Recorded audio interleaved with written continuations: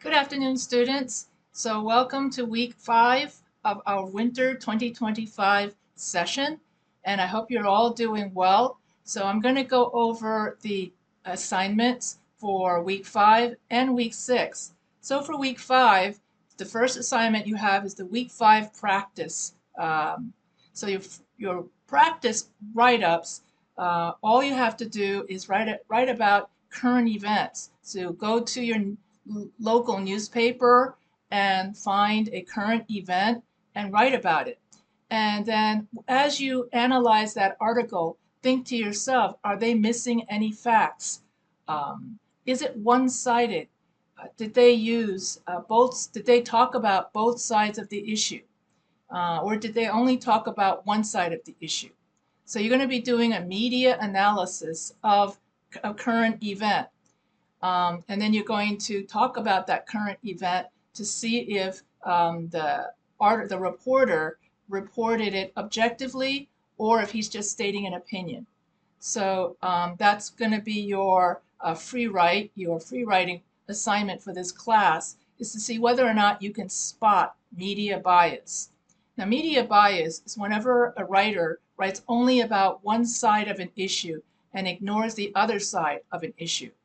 And so if you go to some place like Fox News, for instance, like foxnews.com, a lot of the articles lean towards positive towards Trump. They will never say anything negative about Trump. So if you go to foxnews.com, then if you go to CNN.com, then they are anti-Trump. They'll never say anything good about Trump. So it all depends. When you have stations that all go either pro-Trump or anti-Trump, that's media bias. You want to go to a news station that talks both about the pros and the cons of an issue or of a person. So if you go to allsides.com, then you get articles that talk about the good about Trump, the bad about Trump, the ugly about Trump. And so you should never trust any news outlet that only talks about one side of an issue. Therefore, you always trust a news outlet that talks about both sides of an issue. And believe me, that's pretty rare. Most news outlets are either pro-Trump or against Trump. And they do that in order to gather ratings. If you were to watch news from the 1960s, a la Walter Cronkite, you can see it on YouTube. For the most part, he was objective. But the news in the 60s was a lot more objective than they are today. Even though some may say that even back in the 60s, the news leaned too much to the left, but not as much as they do now. That's basically what I have to say. So you have to go and figure that out. So just for fun, you should go to foxnews.com, FOX.com, and try to find anything positive that they say about Biden. You will find that they say nothing positive about Biden. That's why it's got media bias. Then go to CNN.com and try to find anything good about Trump. You're going to see everything negative about Trump. So that's the kind of analysis that you are going to be undergoing, is to ascertain whether or not the current events article that you chose has got media bias. Because if an article has media bias, then you don't believe it. It's just propaganda. You only believe the news if it's objective and if it talks about both sides of an issue, such as allsides.com. Otherwise, it's fake news. This makes most of the television news that you see on TV fake news. So that's why you should always be aware of media bias. So as a way of comparison, you can go to allsides.com, and there you will find news that you can believe. So that's your practice, your write-up, free writing. The next thing you're going to be doing is you're going to be doing the week 5 forum. So for the week 5 forum, all you have to do is just cut and paste your essay 1 rough draft into the week 5 forum, and then you can use ChatGPT to peer review other people's papers. And so the prompt for that is give essay feedback on essay structure, grammar, and tone. So then it's okay to use, because it's okay to use ChatGPT, as I said many times before in these lectures, it's okay to use ChatGPT for idea generation, outlining, and brainstorming, as well as for essay revision. You just cannot use ChatGPT to write your essays for you, because ChatGPT will exaggerate the facts and it makes up its own sources. So that's why you still have to write your own paper by going to the Fortis College online database library or the LAPU online library if you're at my other school. But always go to the library and find your own sources when you write your paper. And you can also go to Google Scholar for scholarly sources. And the most credible sources that you can find is peer-reviewed sources, because then you know that other experts have looked at the article and deemed it good. So those are the most credible sources that you can find on the internet. And so I always tell students that the way to find credible sources, and this is in advance of your week 10 worksheet in which we're going to study APA, in order to find credible sources, I teach students KAPOW. C stands for the C in the KAPOW stands for currency. That means that your article is less than 10 years old. A stands for authorship. It means that your article written by experts like scientists, not athletes, not actors or actresses. And then P stands for purpose. It means that the purpose of the article is not an advertisement, because as we all know, in advertisements, people exaggerate the truth to get you to buy the product. O stands for objective. So that means that it talks about both sides of an issue. And then W stands for writing purpose, means that it's professional, has one main idea, and no grammar errors. So that's KAPOW. That's how you could tell if your essay or whatever it is that you're reading is credible and believable. And so that is for your week 5 forum. And then I will go over APA. If you, in all of your other classes here at Fortis College, you are required to know APA. So I'm going to try to do that very quickly so I can go on to the week 6 assignments. Anyway, so APA stands for, and I know I went over this last week as well. I seem to go over the same thing over and over again. But anyway, that's part of teaching, actually. So APA stands for American Psychological Association. And APA is used in social sciences and business. And in APA, we give credit to the researcher.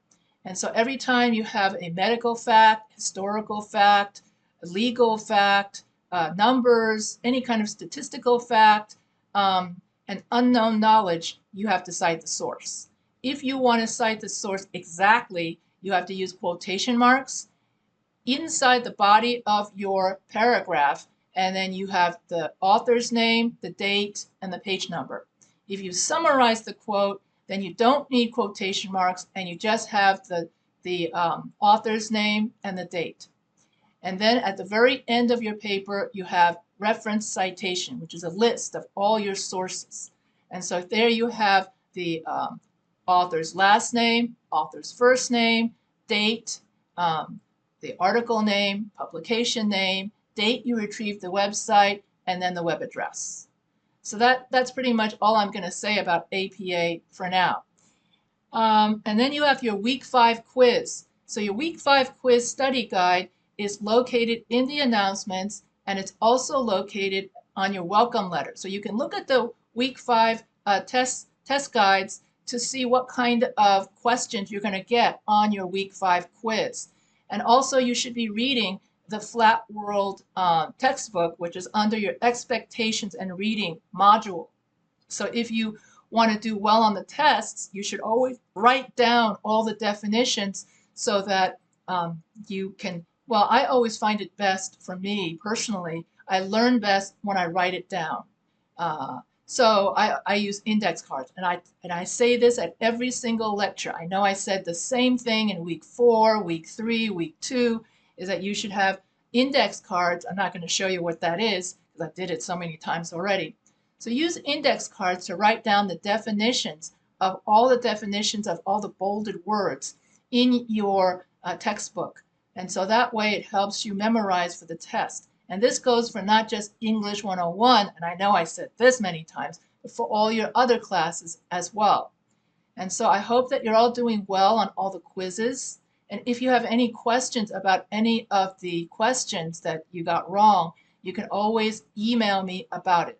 Okay, so that's it for week 5. Now on to week 6. The big news in week 6 is that you have a midterm, which is even longer than the quizzes. And so the midterm and final are worth a lot of points. So you need to study hard for your midterm.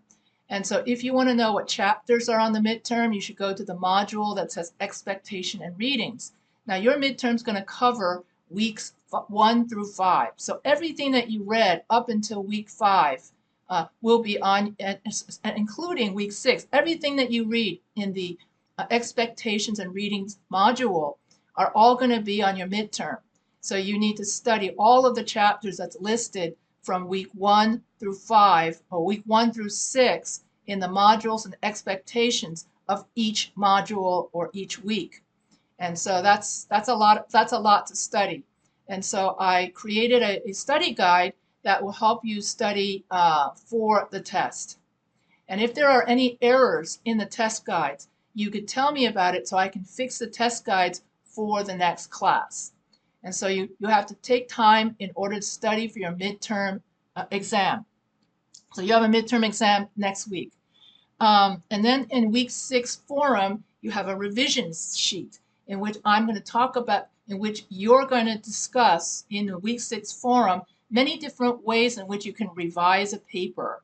And so read the revision sheet carefully and then choose what is your favorite way to revise a paper.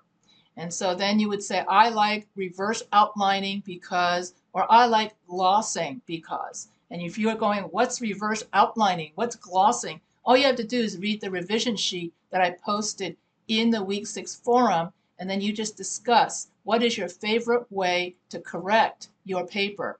So that we are now on the 3rd stage of the writing process. Remember, the first stage of the writing process is pre-writing. Second stage is writing the rough draft. And then the 3rd stage is rewriting, in which you correct the errors. So that's what we're doing in week 5 and 6. We've arrived at the 3rd stage of the writing process for Essay 1. And therefore, right now, after you get the teacher's feedback as well as the student feedback from your week 5 forum, then you go back to your paper and correct your paper before you hand it in week 6. If you keep handing in the same draft without any corrections, you will get a lower grade. But if you correct the paper, you will get a higher grade. And I've been reading the same papers over and over again, so I can tell if you've not done any work to correct your essays. So therefore, that the whole purpose of the writing process is that with each draft of your paper, you get better and better at your paper. And so week 6 is going to be the last week we're going to work on Essay 1. Starting in week 7, we're going to start Essay 2, the comparison contrast essay. And then that covers your assignment final draft. Make sure that for the final draft, you have 5 paragraphs, Times New Roman, size 12, double spaced. And this is for when you upload your assignment to the assignment portal. You should always check the rubric to make sure that you've done all the requirements for the assignment. So in all your classes, you're going to have a grading rubric. So make it a habit to always check your grading rubric so you know what to expect for that assignment. And if you want to know what your missing assignments are, you should check your grades tab. And any assignments that have a 0 on it means that it's missing. Any assignments that has a grade means that that assignment is done and you get credit for that assignment. And the more assignments that you have credit for, the better your grade. The more zeros you have, on the other hand, the more you tend to go towards an F. So if you want to get an A in this class, you have to hand in all your assignments on time, especially the forums. You have to remember that when you do your forums, you have to post to 2 students. Otherwise, you have a 60%. So it's very important to remember to participate in the forums and You post your initial draft by Wednesday, and then you have until Sunday to post it to students. And know that I will start grading your forum posts usually on Thursday. So I don't do grading on Monday, Tuesday, Wednesday of that week.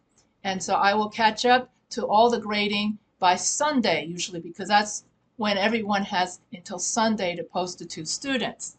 So that's it for your week 6 forum, assignment, and midterm, and that pretty much covers it. So by the time we get to next week, we will be within half this class will be over. So you should try to, if you're behind, you need to do all of your assignments, because the longer you stay behind, the harder it is to catch up. And so if you have any questions, I'm reaching the end of my week 5 and week 6. That's all I have. That's all I'm going to say. I could obviously talk for hours, but nobody has that kind of time. So that's why I'm going to end here. I know I talked so much that most people just log off after 5 minutes or something like that. But anyway, so if you like this video, don't forget to subscribe to the Professor H Writing channel. And if you have questions about this week or next week's assignments, feel free to email me at any time. And so I'm going to sign off if I can find where the sign off thing is. So that's it. So have a great week. And I guess that's not the sign off one. So have a great week, and I'll see you again next week.